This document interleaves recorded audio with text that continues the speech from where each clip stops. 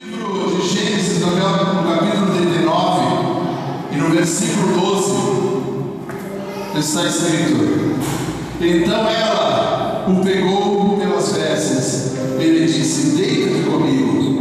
E ela, porém, deixando as vestes nas mãos dela, saiu fugindo para fora. Nós vamos falar nessa noite de um moço chamado José. Deus tem falado comigo através da vida desse homem há alguns dias, algumas semanas. Quinta-feira foi falado sobre José, domingo foi falado sobre José. Essa linhagem,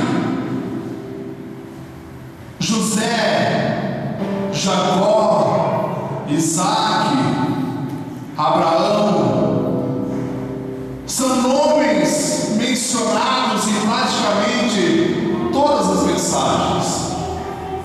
Dificilmente não se ouve falar desses exemplos bíblicos, principalmente Abraão, Isaac e Jacó. Eu, meditando na vida desse homem, não pude deixar de observar alguns detalhes que fizeram a diferença na sua vida. Nós vamos falar nessa noite sobre conduta cristã, conduta de filhos e filhas salvas em Jesus Cristo Nazareno. Se nós observarmos este moço e a vida dele, nós vamos aprender um pouco mais sobre conduta. Esse moço começa a sua história tendo sonho aos 17 anos de idade. Está ali no seio da sua família e numa certa manhã acorda, chama seus irmãos para lhes contar o sonho que teve. Na sua inocência, não sabendo o que vier a acontecer na sua vida, ele está com 17 anos de idade. É importante observarmos que os 17 anos de idade, no tempo em que viveu Jacó, não são os mesmos 17 anos de hoje, dos nossos dias. Hoje, as crianças começam a amadurecer muito mais cedo, começam a ter consciência muito mais cedo, tanto que hoje a maioridade se dá aos 18 anos. E há especulações para que comece com 16. No tempo em que vivia Jesus Cristo, a maioridade se dava aos 30 anos, onde se considerava que um homem atingia sua maturidade. Então, aos 17 anos, José vivia em meio aos seus pais, aos seus irmãos, com um pensamento e uma inocência muito maior do que hoje com 17 anos. Ele começa a sua vida num ato de inocência, contando o sonho que Deus lhe dera. Ele diz aos seus irmãos que via lá as estrelas, a lua, o sol, os feixes, todos se dobrando aos seus pés, fazendo menção nesse sonho dos seus irmãos e de seu pai e de sua mãe. Então foi indagado ele: porventura nós nos voltaremos e te serviremos? E ele, nem entendendo o que estava acontecendo, cria-se ali um desejo no coração dos irmãos perverso de levar José até mesmo a morte. Então, num certo dia, o pai manda ver como estão os irmãos que estão pastoreando o campo. Eles saem em procura dos seus irmãos, não acham onde eram para estar, procurem outro lugar, busquem informação e achem seus irmãos. Seus irmãos maquinam contra a vida dele e o jogam na cisterna. Ele está na cisterna com 17 anos, com a inocência de não saber o que ia acontecer, pensando talvez que os irmãos estivessem fazendo uma brincadeira e que logo sairia dali e tudo ficaria igual. Mas ele mal sabia que estava começando uma fase de aprendizagem na vida dele. José é vendido pelos irmãos, é levado cativo ao Egito, e ali começa uma história que fez a diferença, e que hoje muitas vezes nós olhamos para a igreja na terra e precisávamos enxergar a diferença e não enxergamos. Esse moço se comporta de uma maneira diferenciada do que muitos nós hoje nos comportamos dentro da igreja. Ele tem as experiências que o pai Jacó, Isaac, Abraão lhe contaram sobre Deus. Ele tem uma convicção dentro da vida dele que faz com que ele tenha uma conduta diferenciada nas Escrituras Sagradas. Pensa aqui comigo, irmãos. Se fôssemos nós, hoje tirados daqui de Bento Gonçalves, dentre meio à nossa família, e fôssemos levar para uma terra distante, temos as nossas convicções e tê-las dentro da igreja é fácil. Ter a nossa conduta diante dos olhos de todos é fácil. Mas enquanto estamos longe de todos, enquanto estamos sozinhos, como é a nossa conduta? Como nos portamos diante das situações que nos são apresentadas no dia a dia? Como nós nos comportamos? Será que tivemos uma vida como a de José? Convictos de sua fé e do Deus ao qual servimos? Ou agimos na primeira oportunidade que a vida nos apresenta, que o mundo nos apresenta, e nos entregamos aos desejos da nossa vontade e da nossa carne? A palavra aonde nós lemos fala de um homem que foge de uma mulher.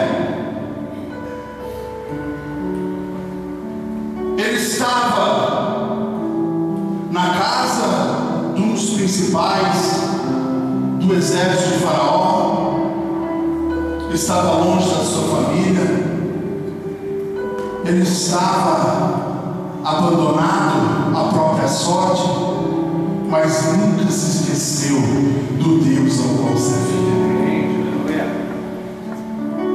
Ele estava ali e seguia a sua vida, mesmo na escravidão, com temor ao Senhor. Hoje, dentro da igreja, nos falta esse temor, nos falta essa convicção de que Deus é presente na nossa vida, não importa onde estamos, não importa em qual situação estamos. Deus é Deus que tudo vê, é Deus que tudo sabe, e Deus que age em nossas vidas.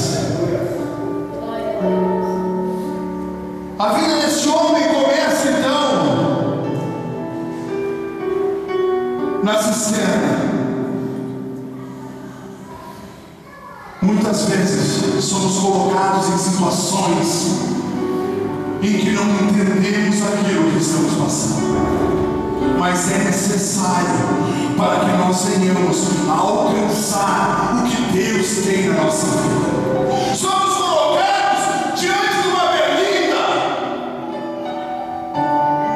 para despertarmos, para acordarmos da situação com a qual vivemos. É necessário que nós sejamos colocados diante de situações adversas para que nós venhamos a entender o agir de Deus na nossa vida, que possamos aprender a lidar com esse Deus que nos tem como filhinhos amados, a entender que nós não estamos fadados à morte, mas sim à vida eterna. Nós precisamos entender que aquilo que estamos vivendo não é para a nossa morte, mas para a glória do nosso Deus Todo-Poderoso. Precisamos entender e ver a adversidade da nossa vida com olhos diferentes do que estamos acostumados a ver. Esse homem, esse menino chamado José, passa a sua adolescência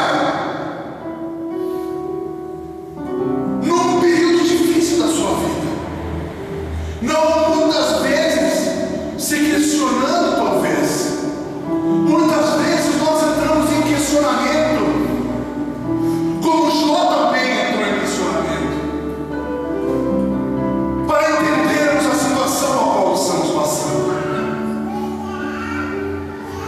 Mas o importante é não deixar a nossa fé ser abalada pela circunstância. José tem 13 anos quando sonha. Logo em seguida já é acometido à cisterna. E a sua vida de escravo nos mostra algo que eu quero chegar nesse momento, que tem que nos trazer ensinamento, tem que nos trazer um despertar e um olhar diferente para as nossas adversidades. Muitas vezes estamos passando pela prova, estamos passando pela adversidade e agimos com pouca fé. A fé é o que nos move nessa terra. Se eu disser para você que eu tenho fé para sair daqui de cima do púlpito e dar um passo ao vento e sair caminhando daqui sem encostar os pés no chão, isso é fé? Se eu disser que eu vou vir correndo de lá e vou continuar correndo sem tocar os pés no chão, isso é fé? Se eu fizer isso e Deus não agir, o que pode me acontecer? Cair? Me esborrachar no chão? Isso não é fé.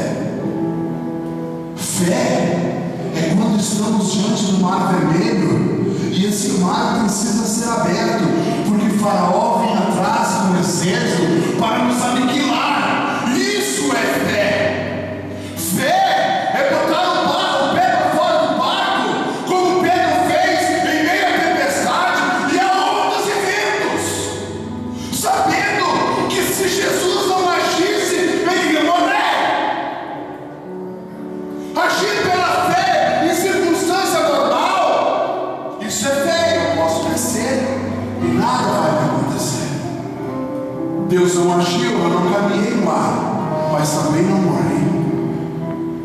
Então precisamos agir com fé em meio às adversidades. Encontramos hoje situações dentro da igreja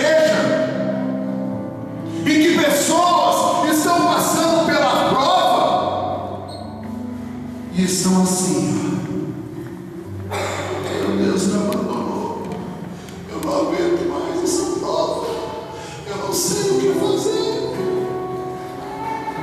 Eu sou coitadinho. Ninguém olha para mim. Ninguém está me vendo.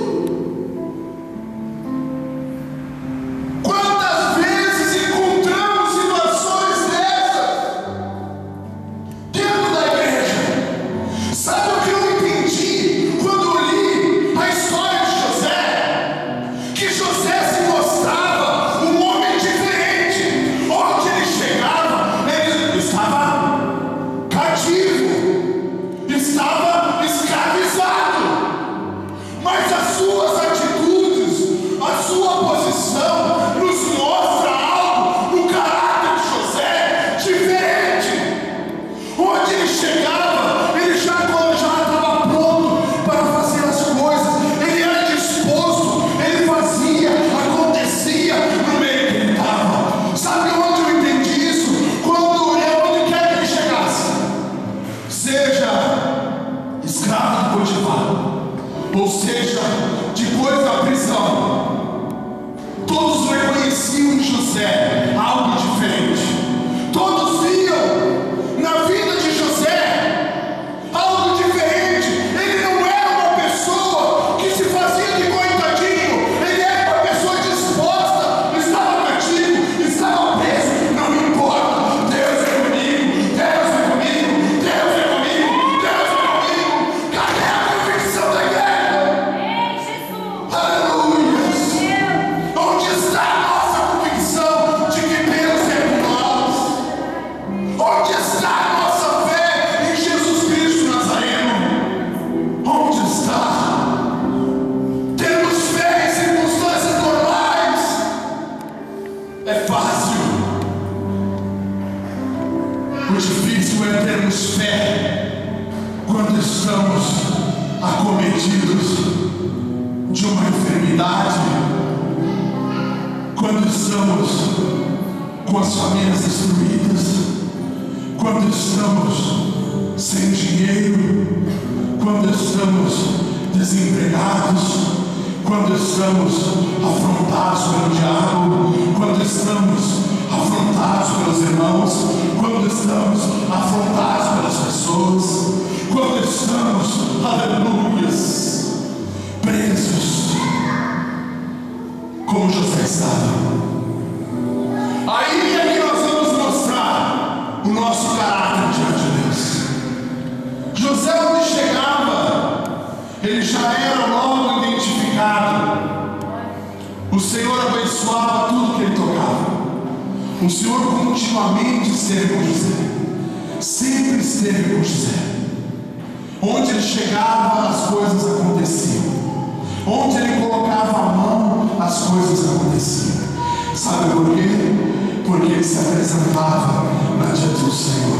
Ele nunca se escondeu, nunca se acovardou, nunca lamentou a situação ao qual ele estava.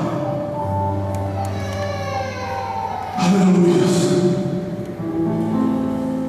Nós precisamos mudar a nossa obra, a nossa ótica, a nossa visão. Precisamos mudar o nosso entendimento de fé. Precisamos compreender o que Deus quer em nossas vidas. Precisamos nos entregar para este Deus como se não houvesse amanhã. Nós precisamos fazer a obra deste Deus, independente das circunstâncias em qual nós estamos enfrentando. Eu falei aqui outro dia que a nossa vida espiritual tem que andar no ascendente, sempre em linha reta, mas subindo em direção à luz do Calvário. Não importa as anúncias da nossa vida, o nosso sobe e desce das circunstâncias financeiras, o nosso sobe e desce das nossas emoções. Nós temos que estar firme em nossa fé. Nós temos que buscar Jesus Cristo, independente da circunstância a qual estamos. José estava ali preso. 13 anos se passaram. 13 anos desde que esse moço sonha e chega à presença de Faraó. Na sua trajetória na cadeia, na prisão, foge da mulher de Potifar. A mulher de Potifar acusa ele do adultério, de ter querido deitar com ela, e esse homem vai para a cadeia de novo. Na cadeia interpreta os sonhos do padeiro, do mordomo do rei. E no momento em que o faraó tem um sonho e ninguém é encontrado na terra capaz de interpretar o sonho, um dos maiorais que estava com ele na cadeia se lembra: ei, faraó, tem um lá que estive com ele naquela prisão, que é capaz de interpretar os sonhos. Então o moço é chamado aos 30 anos no lado da Bíblia. Ele chega diante do faraó, interpreta os sonhos de faraó, onde há um tempo de vagas gordas, vagas magras, 7 anos de bonança, 7 anos de escassez. Deus dá uma estratégia para José, para guardar os 7 anos, aleluias, de bonança, para que quando houvesse a escassez não faltasse. José guarda tanto que nessa atitude enriquece o faraó. Quando falta comida em toda a terra, todos vinham ao Egito para comprar. Todos vinham buscar ali, porque sabiam que ali tinham alimento. Depois de terminar o dinheiro em toda a terra, ninguém mais tinha dinheiro para comprar. José compra todas as terras do Egito para Faraó. José era uma pessoa muito benquista diante do Faraó, pois ele havia enriquecido o Faraó de uma maneira sobrenatural. Mas José, em nenhum momento, desviou a sua fé. Quantas vezes nos encontramos diante dessa situação ao qual José estava? Se fôssemos eu e você diante da mulher de Potifar, o que faríamos? Se fosse você, mulher, diante do Janequim da vida, onde não houvesse câmeras, não houvesse ninguém por testemunha, qual seria a nossa atitude? Você vai dizer assim: jamais me deitaria, jamais trairia a minha esposa ou meu esposo. E por que fizemos isso com Jesus? Porque a vida nos apresenta pratos e negamos a Jesus Cristo nos nossos atos. Porque, aleluias, vendemos o que temos em troca de um prato de lentilha. Você pode estar dizendo: mas eu não faço isso. Mas as nossas atitudes demonstram o contrário. As nossas atitudes lá fora no mundo, onde tínhamos que ser o sal da terra, onde tínhamos que fazer a diferença, as pessoas não conseguem nos ver diferentes, porque nos misturamos a elas e nos igualamos a elas. Mas eu me cuido, eu vigio, eu oro, eu jejum. Mas quando vem o prato, nos atiramos em cima desse prato. Eu não estou falando só na questão de casamento, do adultério, mas estou falando em todas as nossas atitudes que a Bíblia condena e que nos ensina a buscar a verdade.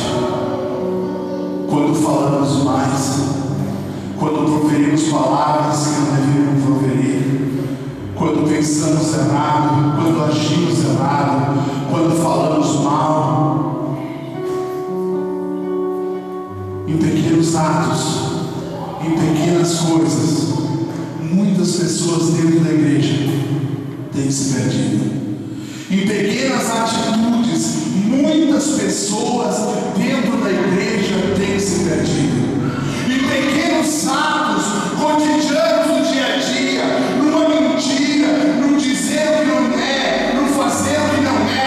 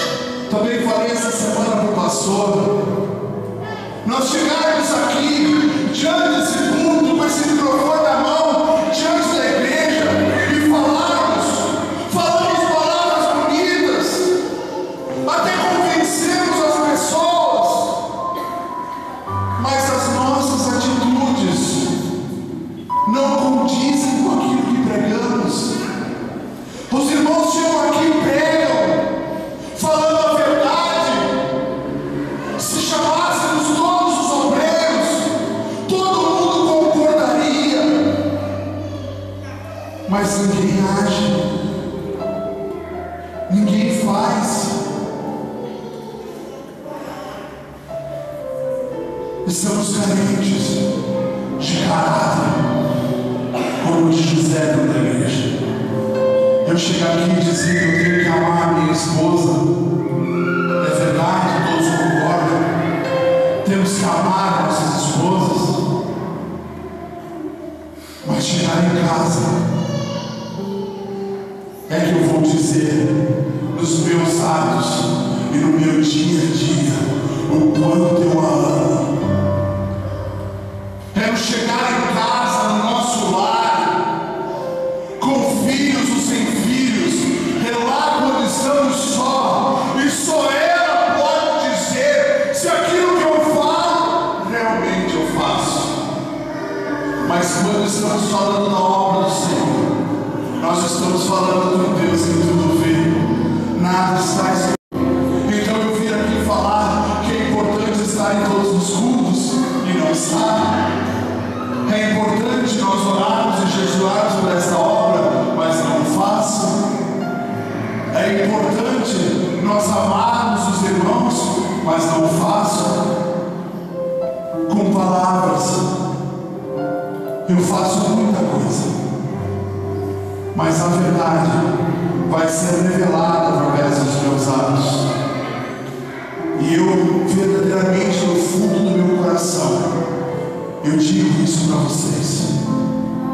Tenho buscado na presença de Deus poder mudar a minha visão e a minha ótica, poder mudar as minhas atitudes dentro da igreja do Senhor. Não estamos aqui servindo a homens, mas estamos aqui servindo a um Deus vivo e poderoso. Falamos, irmão Fabiano, mas eu fiz errado. Alguns podem dizer, se eu perguntar, por que não veio tal culto, por que não veio tal dia, por que não fez tal coisa? Todos nós temos desculpas, todos nós arrumamos argumentos para tudo, todos nós temos sempre na ponta da língua um dizer para convencer o homem de que a nossa falta na obra do Senhor foi necessária. Todos nós temos, mas é hora de mudarmos, irmãos. O Egito está padecendo, o Egito está morrendo. Todos os dias tem pessoas no meio do nosso convívio que estão morrendo sem conhecer a Cristo, estão se perdendo. É hora de mudarmos a nossa ótica. Eu vou encerrar esse momento que já é passado o meu tempo, mas que nesse momento nós possamos refletir, que nós possamos nesse momento tirar a capa, tirar os vestimentos, como pregou o irmão Fabiano sobre Naamã. Estamos com uma farda bonita, estamos com palavras bonitas, mas diante desse Deus o qual servimos não resolve nada. É momento de nós nos despirmos, descer do nosso pedestal, do nosso eu, do nosso próprio ego, e nos humilharmos na presença do Senhor. A Bíblia nos diz que aquele servo que é ordenado fazer tal coisa e só faz aquilo que lhe foi ordenado é servo inútil. Você imagina que sendo você escravo, sendo servo de alguém, você faz tudo que lhe manda e ainda assim é chamado de servo inútil. Somos considerados a servos inúteis porque só fizemos aquilo que nos é mandado. Então imagina se nós não fizermos nem aquilo que somos chamados para fazer, se nem aquilo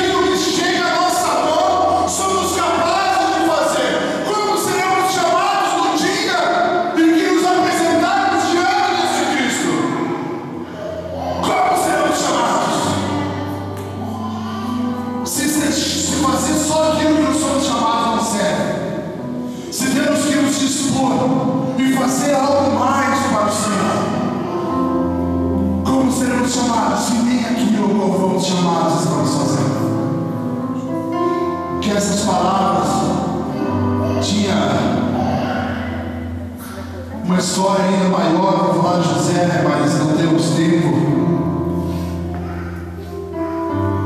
Mas eu creio que deu para identificar algumas diferenças na vida de José, algumas posturas que fazem a diferença na vida de um cristão. Se confiarmos em Deus, se acreditarmos em Deus, nada nos fará mal, nada nos abaterá, nada vai nos derrubar, nada vai nos destruir, nada vai nos destruir.